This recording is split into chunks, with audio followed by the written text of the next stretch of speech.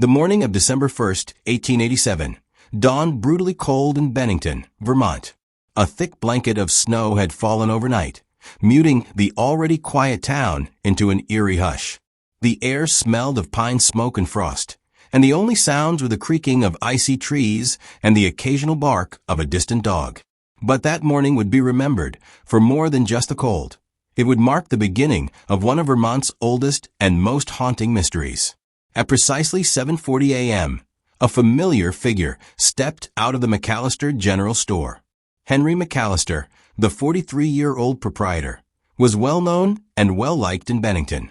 A tall, wiry man with a gray-streaked beard and calloused hands, he had taken over the family store after his father passed. Locals trusted him, not just for fair prices and warm bread, but for his steady demeanor and good nature. He wasn't the kind of man to cause a stir. He wasn't the kind of man to just disappear. That morning, Henry had mentioned to a friend and frequent customer, Tom Willoughby, that he needed to make a delivery run to the nearby settlement of Woodford Hollow, a small village nestled deeper in the mountains about 6 miles east. The parcel, wrapped in brown paper and tied with a red string, was supposedly meant for a widow who'd placed a special order. Tom offered to ride along, but Henry declined. "It's nothing," he'd said with a shrug. "Just a quick trip there and back. I'll be home by sundown." It was snowing lightly when Henry set out, guiding his horse-drawn sled along the narrow trail that snaked through the woods beyond town. He wore a thick wool coat, fur-lined gloves, and a cap pulled low over his ears. He carried no gun, no lantern, just the parcel and a sack of grain for the horse. Several townsfolk saw him leave, and one child even waved as he passed the churchyard. He tipped his cap in return. That was the last confirmed sighting of Henry McAllister. When the sun set that evening and the general store remained dark, people assumed he'd simply stayed the night in Woodford due to worsening weather. But when morning came and there was still no sign of him, his brother Samuel grew worried. A few men rode out toward Woodford to ask around, but the widow said she never received any parcel, and Henry had never arrived. Panic began to rise. Henry was punctual and reliable to a fault. By the third day, search parties were formed. Dozens of men combed the snowy trail between Bennington and Woodford, calling his name and scouring the woods. The snow was deep, but not fresh. They expected footprints, sled tracks, anything. But there was nothing. Worse still, the sled was eventually discovered just off the main trail in a small clearing surrounded by tall firs. The horse was still harnessed, standing unharmed but trembling in the cold. The sled held the sack of grain and Henry's coat, but the parcel was gone, and so was any trace of where Henry might have walked. There were no footprints leading away. No blood, no signs of a struggle, no indication that a man had ever stood there. Even the search dogs brought from a nearby town failed to pick up a trail. One of the men, a veteran tracker named Alban Rook, was overheard whispering, "It's like he was swallowed by the woods." It didn't make sense. A grown man in broad daylight on a well-known route, vanishing without a trace? The search expanded. Woods were combed. Streams were dragged. Locals whispered theories, some logical, some strange. Had he fallen into a ravine? Been attacked by wolves? But the forest revealed nothing. As the days passed, the urgency turned to dread. By the second week, the local sheriff admitted aloud what many feared. They had no idea what happened to Henry McAllister. And yet, just when the town began to accept the unthinkable, something happened that renewed their fear and confusion. Because deep in the snow-covered forest, at the edge of a frozen creek near where Henry was last seen, a piece of paper was found, tied with red string, weathered by the snow. And what it said sent new chills down every spine in Bennington. It was December 14th, 1887, nearly 2 weeks since Henry McAllister vanished, without a trace. The townsfolk of Bennington were beginning to lose hope. Search parties were dwindling. Snow had erased what few clues may have once existed. People whispered his name less frequently now, afraid of what they might stir up. But then, on a cold morning just before dawn, a farmhand named Curtis Doyle stumbled upon something while tending to a frozen stream on his property. Curtis had joined the search early on, but even he had begun to think it futile. That morning, however, As he crossed a thicket to break the ice for his cattle, he noticed a scrap of paper flapping against a branch, tied there with a thin red string, the same type used to bind the parcel Henry had been carrying. Curtis yanked it loose, brushing off frost, and immediately recognized Henry's handwriting. Shaky, but unmistakable. The note read, "The trees are not trees. They move when you don't. Eyes in bark, mouths in stone. Don't follow the singing. Don't turn around. I am so sorry. H.M." Curtis dropped the note in fright. He was a tough young man, but he sprinted back to town as though the devil himself were on his heels. Within hours, the entire town had heard of the discovery. Sheriff Langley, the church rector, and several others inspected the note. It was real, authentic. There was no denying it now. Henry had been somewhere, alive and terrified. But the contents of the note sparked more confusion than clarity. What did he mean, the trees are not trees? What eyes? What mouths? Some tried to dismiss it as delirium. Maybe Henry had been injured, hallucinating. Maybe exposure to the cold had fractured his mind. But others whispered darker things. One elderly woman, Agatha Kane, born in those very mountains, spoke up at the town meeting that evening. She told a story her grandmother once shared, of the Watchers of Winter Hollow, spirits that disguised themselves as trees and hunted men who walked too deep into their forest without permission. Most laughed it off, but a few didn't. The location where the note was found raised even more questions. The stream where Curtis had discovered it lay in the opposite direction of Woodford Hollow, miles off the route Henry was supposedly traveling. How did he end up there? And more importantly, if he had written that note, where was he now? Search parties resumed immediately, this time focusing on the woods near the frozen creek. They found the branch where the note had been tied. A few yards further, someone found a patch of disturbed snow, as if something had been dragged. No footprints. No sled tracks. Just two long parallel indentations, like something wide and heavy had moved through the forest floor, scraping the earth beneath the snow. For weeks, the forest was combed. But Henry McAllister did not reappear. Then came the second note. This time, it was discovered inside the church, placed carefully beneath the pulpit. It wasn't there the night before, that much was certain. Pastor Irving locked the church doors every evening, and only he had the key. And yet there it was, folded neatly, tied again with red string. It read, "I tried to come back. They don't let go once they've seen you. Don't light a fire. Don't speak their names. Keep the bells ringing. Only the sound keeps them at bay." It wasn't signed, but everyone recognized the writing. Henry's. Clearer this time. Less frantic. Almost resigned. The town changed after that. The church bell, once reserved for Sunday mornings and weddings, was now rung every night at sundown. Some claimed it was symbolic, a way of honoring the lost. Others believed it was a warning. Few ventured into the woods after dark. Children were told not to speak Henry's name. Superstition gripped Bennington like frost gripping branches. They didn't call off the search, at least not publicly, but fewer and fewer men volunteered. The forest had grown colder, quieter. It felt watched. Henry's family shuttered the general store by New Year's. His brother Samuel left town soon after. Only his old dog remained, howling every evening at the edge of the woods, as though waiting for someone who would never return.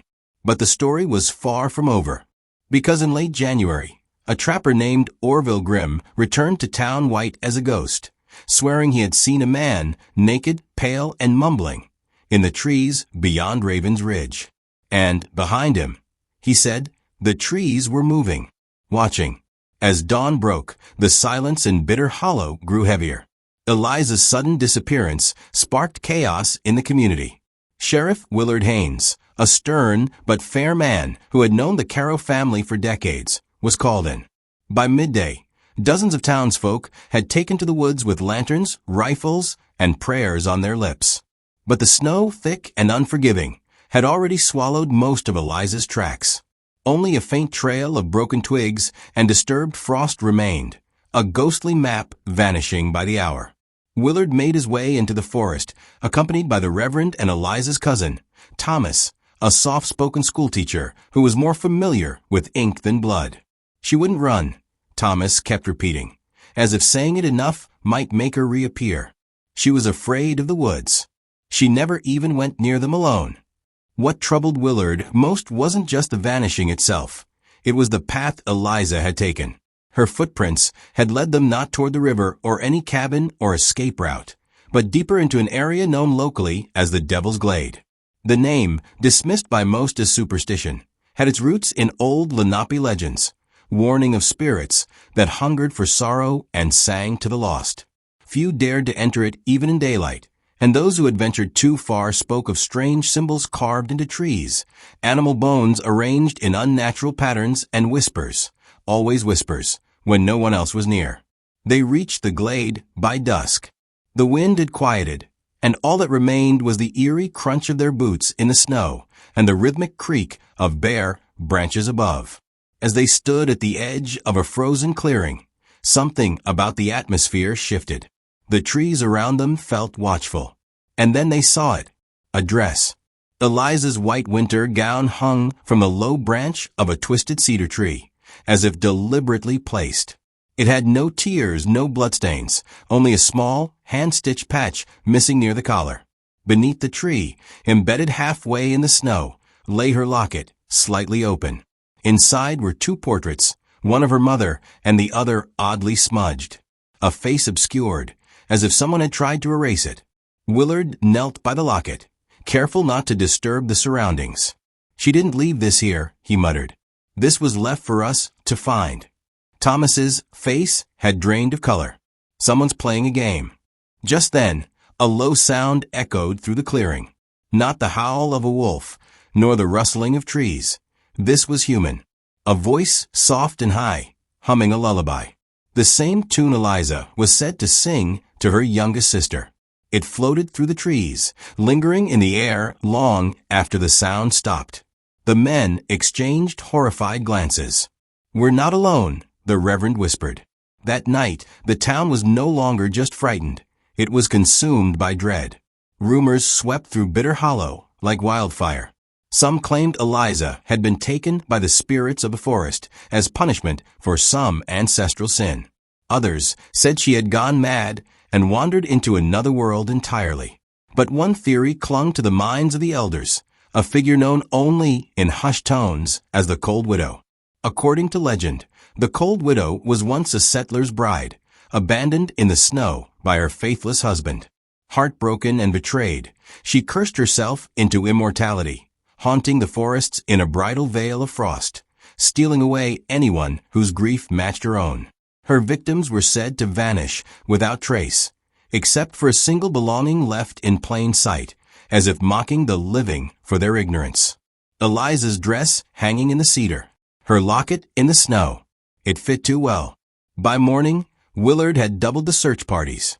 He brought in hounds from the next county, but even they refused to cross into the glade. "Something unnatural there," their handler said, trembling. "They know."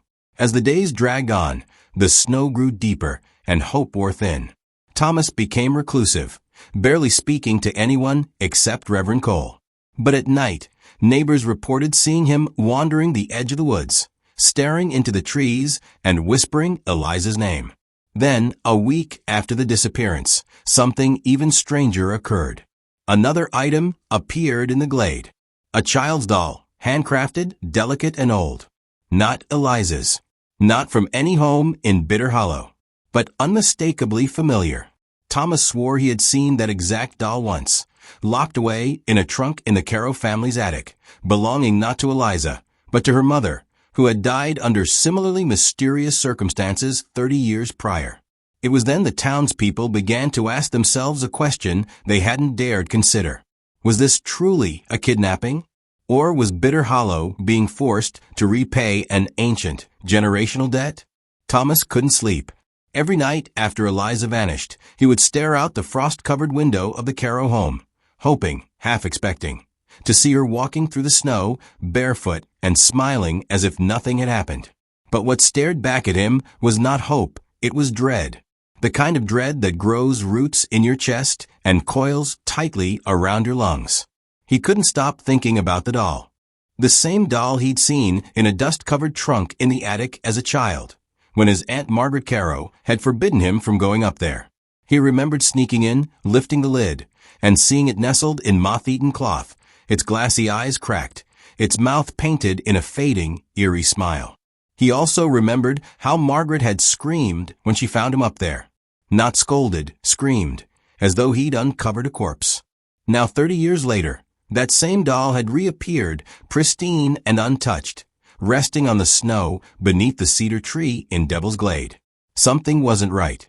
Not just with Eliza's disappearance, but with the Caro family itself. In the days that followed, Thomas began searching the house, piecing together things he'd long ignored. In the cellar, behind rusted shelves of canned peaches and pickled onions, he found a locked trunk. Inside were old family records, faded letters, and a set of journals written by his great-grandfather, Nathaniel Caro. The entries began in 1849. They detailed the family's arrival in Bitter Hollow from Boston, wealthy, God-fearing, and ambitious. But the tone shifted in later years. Nathaniel described strange dreams, sightings in the woods, and whispers heard at night from beneath the floorboards. In one entry dated January 3, 1856, Nathaniel wrote, "The woman came again. Her veil drifted on the wind like frost. She stood by the tree line and watched me. I offered her another, like before. If she takes him, she will leave us be for a time. I pray Eliza is not her next."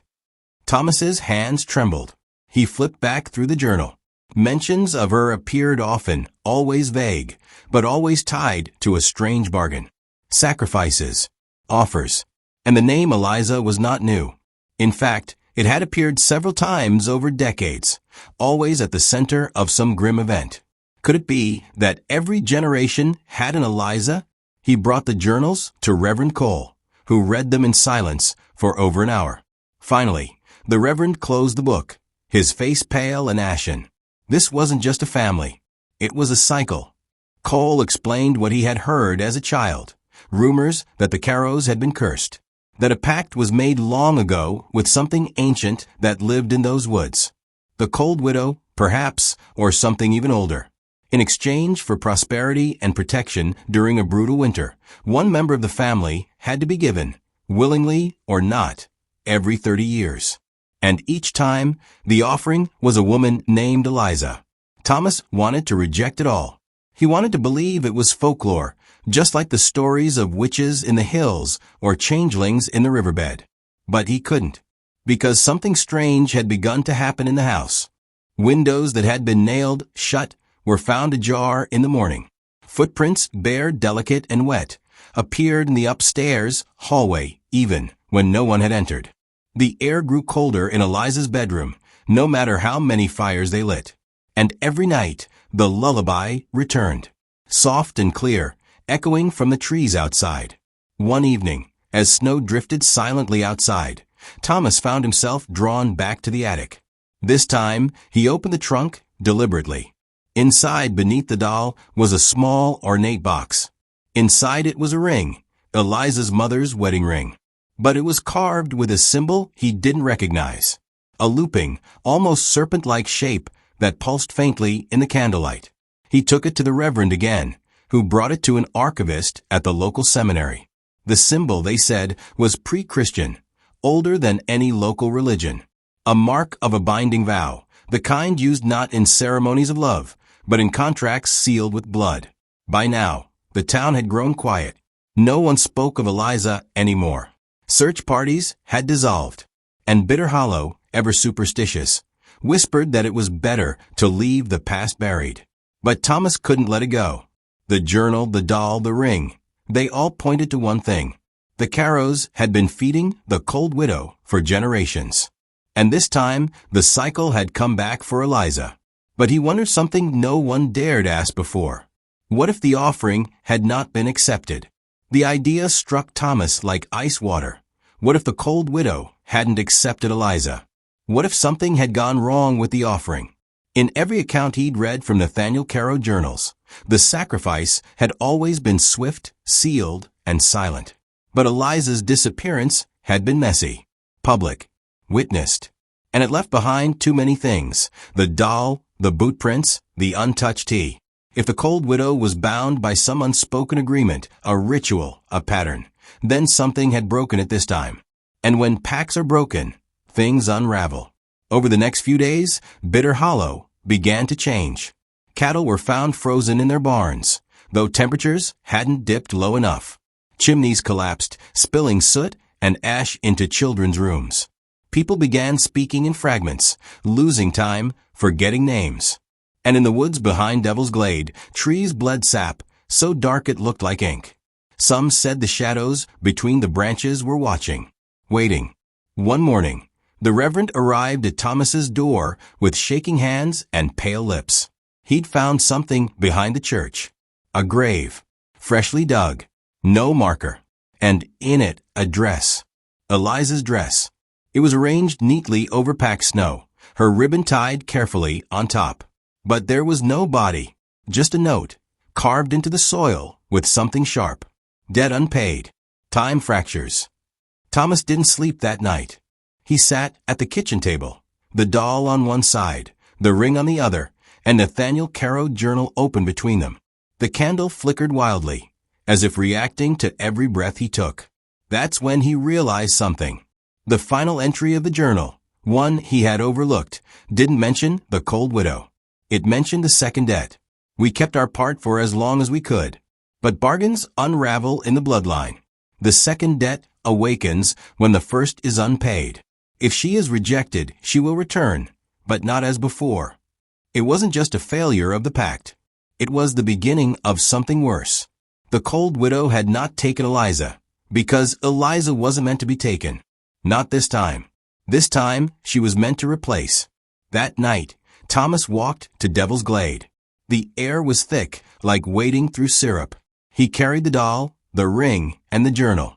The cedar tree towered above him, motionless in the wind.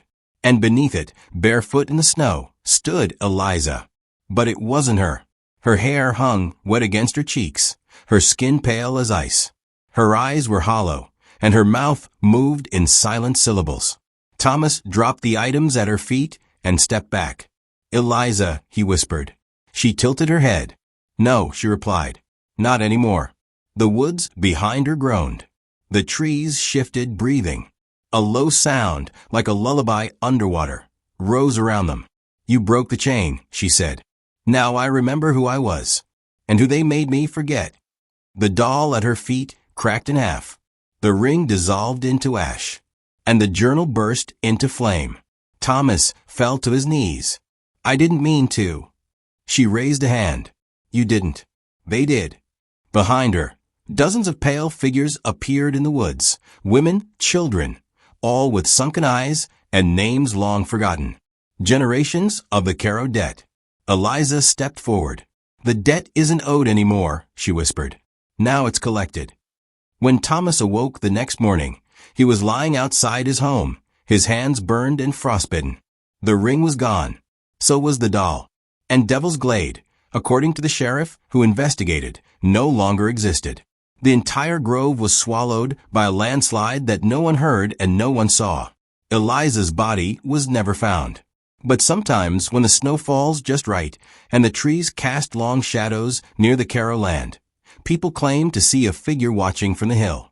A girl with no footprints, a lullaby on the wind, and eyes that do not blink.